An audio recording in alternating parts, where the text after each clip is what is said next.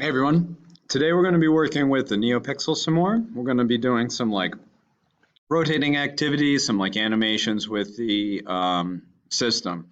So to begin with, once again, we need to wire up our NeoPixel. So white is going to go to pin 0, red is going to go to the 3V, 3 volts. Again, that's our positive.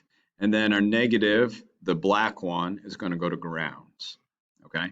Once you have it wired up, then you can plug it into your computer. Please don't plug it in while you're working. All right, so we're back in make code. We have the same starting activity as we started with yesterday. We're setting our variable strip to NeoPixel at pin 0 with 8 LEDs in an RGB format. So first we're going to do like a candy cane activity where, where we are going to light up our whole string a certain color, and then we're going to have a couple pixels of different color move across our string. So we're going to go to NeoPixels, and we are going to set our strip to a particular color. I'm going to do blue. All right. Then I'm also underneath of more going to set pixel color 0 is fine to start with, to a different color that stands out pretty good. Red is pretty good. I'm going to duplicate this a second time. I'm going to put this in here, and I'm going to also set this up for pin number 1.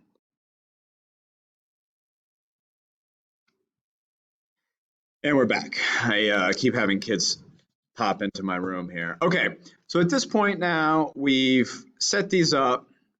We can even go to NeoPixels strip.show or strip show.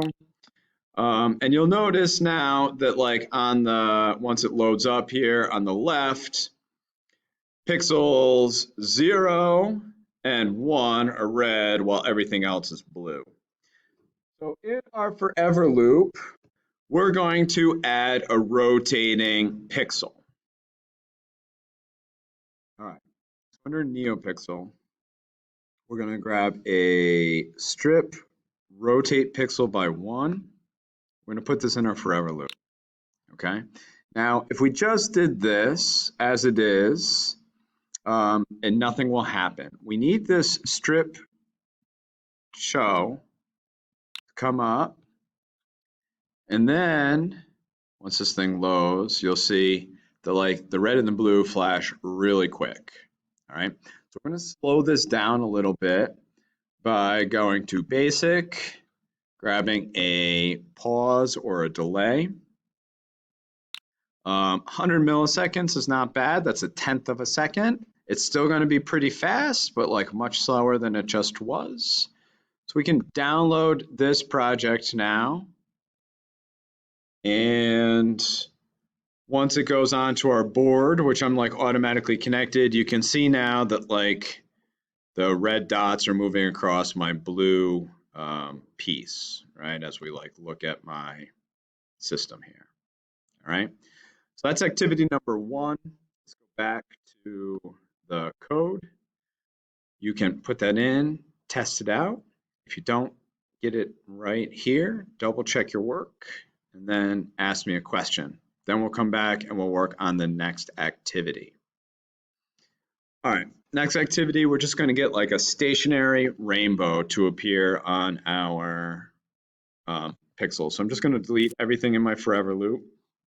And I'm basically going to delete everything underneath of setting my strip variable. So in NeoPixels, there's a strip show rainbow 1 to 360. So this is a full range of the rainbow, 360 degrees of the rainbow. So we're going to start at red, move into an orangey yellow, greens, blues, violets, back to red again. All right, so when we download and upload this,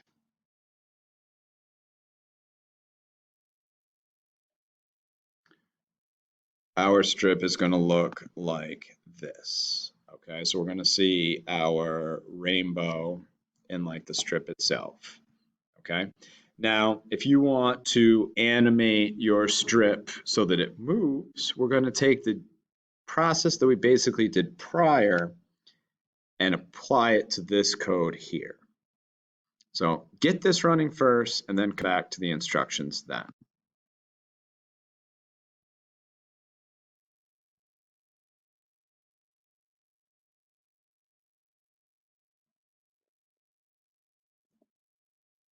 All right, so here we are. We're going to start adding the next bits in to make this rotate again. So again, we're going to go to NeoPixel. We're going to grab the rotate pixels by 1. We are going to delay some sort of a value. You can like mess around with the values if you want. And then we are going to show. If you don't show it, it doesn't work. Okay. So again, when we download this, and of course you got to download and click and drag, but on my Windows machine, it's a little bit better than that. So now you can see over here that my rainbow is rotating, and you can also see that on my main board, they're rotating, you know, and it's like kind of fast, especially for like such a small strip. So if I change this to be like maybe half a second, which might be a bit slow, but we can like mess around with speeds.